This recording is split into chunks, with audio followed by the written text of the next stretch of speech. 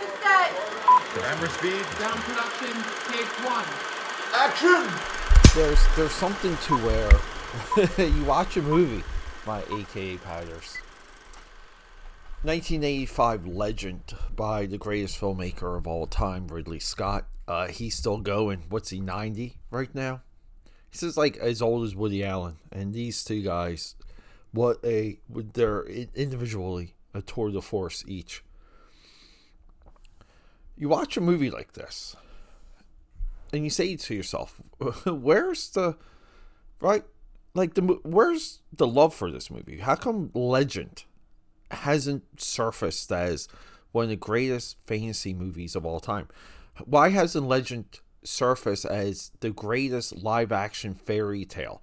Why hasn't it surfaced as the greatest original film live action fairy tale?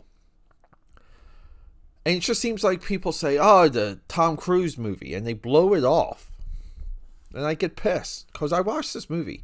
If you guys, and guys, welcome back. If you haven't guessed, I recently watched this movie. Welcome back, guys. The Film Buff Podcast. Subscribe, support, give me a comment. I need someone I love.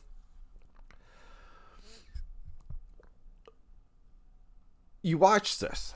And I go through, right, like we kind of know, Ridley Scott rebounds from this movie. This movie also, the original DVD double disc release, which I believe had the, there's always been controversy with the score, Tangerine Dream or Jerry Goldsmith. Tangerine Dream, in my view, this is one of the only times I'll say, put Goldsmith to the side, Tangerine Dream. And there's controversy on that. Go with Tangerine. Just do it. I think that our producers and our executives that made the right decision. There's maybe 2 cuts, maybe 3 cuts. There's theatrical, director's cut, European cut. Oh my God. Just watch the normal. This is a lot like Blade Runner by AKAPADers. And I really feel like the cinephiles, the journalists, if you will, some of these people out there, not me, throughout the years, there was like a push at one time to make Legend 1985 debatable the way that Blade Runner became debatable. Give me Harrison Ford, give me the narration, please explain to me what's happening. Because without the narration, you don't know what the hell is going on in Blade Runner. It's a failure. Legend. Straight theatrical release. Tangerine Dream. Moving on. It doesn't... Either of those two movies changed with these infinite cuts, by the way, guys. I remember when I first watched the Superman. I guess we're talking about this now. The Donner Superman, 1978, original cut, 1977. The one that ABC, one of the cable guys or regular network guys, they added scenes so they can get like a 3-hour broadcast out of it. I finally saw that. We didn't talk about it. Saw it, sat down to watch it this past July. It's like, yes, 3 hours of this movie. And I'm watching it. I'm just saying, I'm like, no. I need the original. It just makes way more sense. It moves way better. I'm just connected to it. I can't connect with this. It's just too long. I don't need to see everything. Editors exist for reasons. Final cut rights for the creators and the executives exist for a reason. So Ridley Scott, post-movie here, he gets put in director prison. 1987. Someone to Watch Over Me. These are 2 movies no one discusses. I think they're both good movies. Someone to Watch Over Me is a great neo-noir flick. 1989, Black Rain, Michael Douglas, right? Because he gets a little, right? Someone to Watch Over Me, 1987. A little bit of success, right? Breaks even. Black Rain makes $100 million over its budget, $30 million to $130. Legend, let's just go to Legend, breaks even. So, right, he gets put, but then he comes back with Thelma and Louise.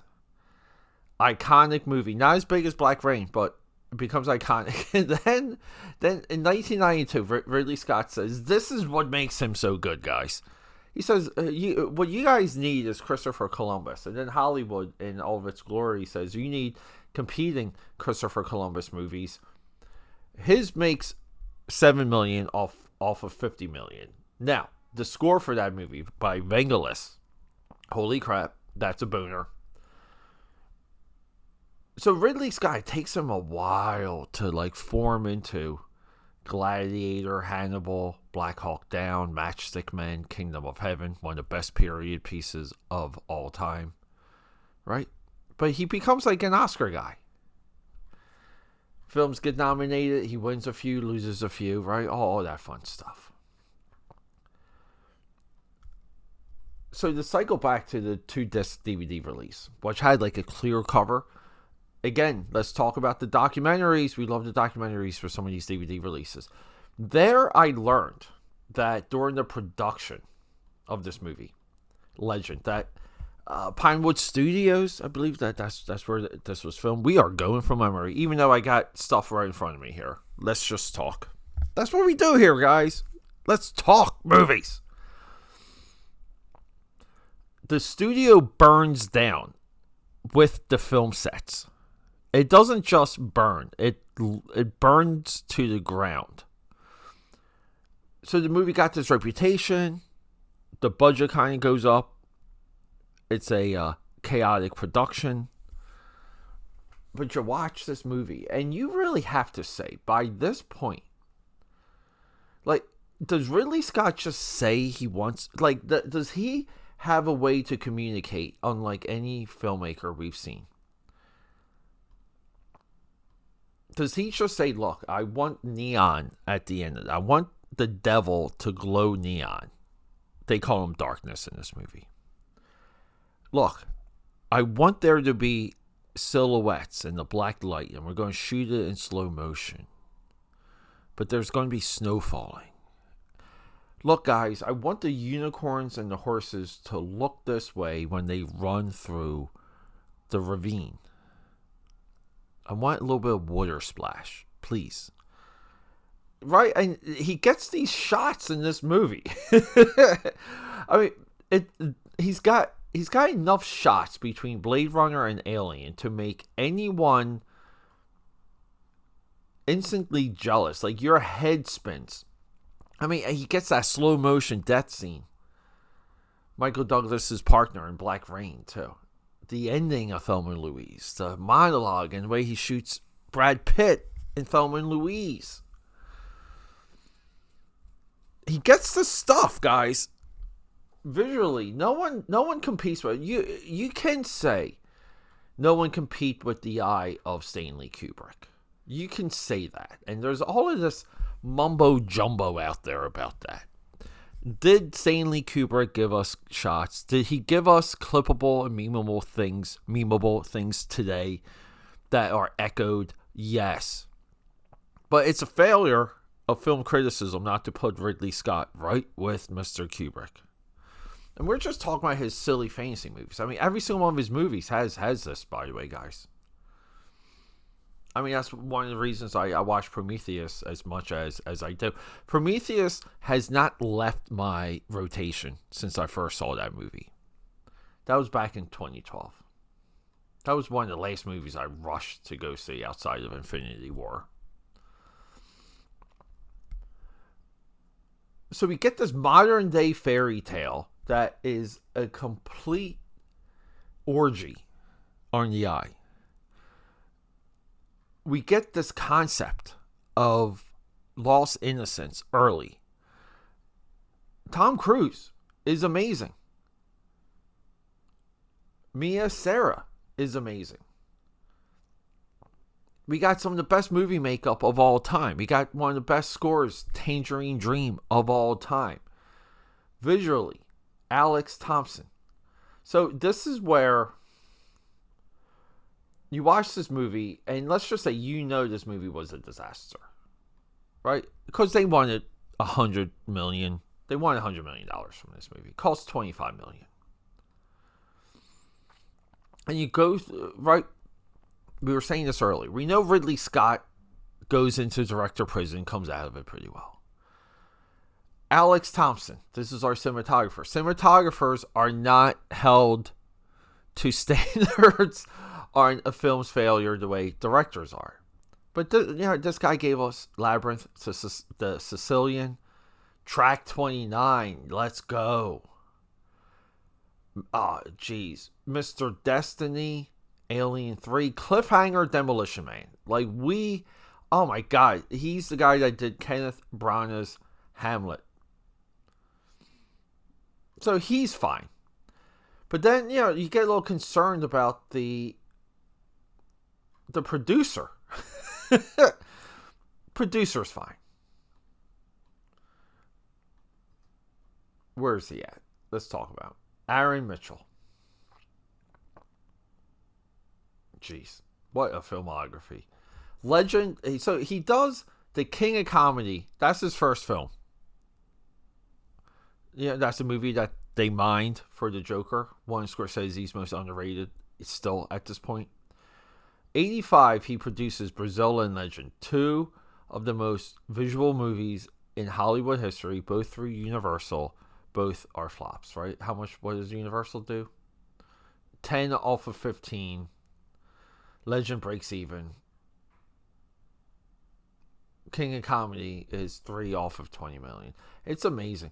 This is where you say, thank God for the home VHS market. Thank God for cable, just additional cash flow outside of theatrical releases. This is early 80s, guys, but whew. But he goes on. What does he do after Legend? The War of the Roses, Dangerous Beauty, Tigerland. Oh, Joel Schumacher. We love that movie. Don't Say a Word. Black Knight with Martin Lawrence. High Crimes. Life or something like it. I just watched that recently. I do like Life or something like it. But he really doesn't find that insane success. But it goes to show you that there is... he makes money with Jumper. Doug Liman's $85 million, $225. Wow. Yeah. Gone Girl, 60. So it takes him his whole career to get a string of super hits or just movies that popped. But it goes to show you the business of Hollywood, where you can fumble in what you're doing. It cannot be perfect. It can be scattered. Just regular production for Universal and Warner Brothers. LA Confidential. This guy's an absolute industry of his own. But there's money to be made. Regency International, Alcor, Regency Enterprise, New Regency. This is a Regency guy. So whenever you see a Regency logo, it's him. But there's money to be made outside of the box office. There's distribution deals around the world to cut people in on. So it's a real business. It's not just the box office. The box office is a very weird equation when it comes to a producer's success. But what I'm trying to outline here is everyone comes out of this movie very well. This movie is a box office dud, if you want to call it that. It's a disappointment. But it is a great centerpiece, great showcase for everyone involved. Everyone involved, including our boy Tom Cruise, goes above and beyond. And that's, man, just recently watching this, AKAPADers, it just shook me. It hit me how amazing and awesome of a movie this is. I've been saying that for a long time too, but I feel like I had the film going experience where I believed my own words. I believed my own words enough. This is, you can put this movie fantasy wise up against anything. I would say maybe Dark Crystal and Legend are the 2 greatest fantasy movies ever. All right, AKA Padders, I love you guys. Rock and roll. Roll sound. Rolling. Sound production, Let take me 2. cut in. Sorry, AKA Padders. I know it's such a hot, passionate episode, but I'm breaking the flow real quick just to remind you guys. If you want to support me, one of the best, easiest, and free ways to do it, leave a comment. Give me a like. I know there's someone out there that you know that loves film as much as I do, that love the film industry as much as I. Show this to them. Comments, likes, and reviews, positive or negative, it doesn't matter. We need to increase our reach, and to do that requires your involvement in everything that I do. We're linked. We're forever bound. You're the membrane. I'm the muscle. So guys, let's just do it. 1 review. Do you have it in you? Okay, back to the show.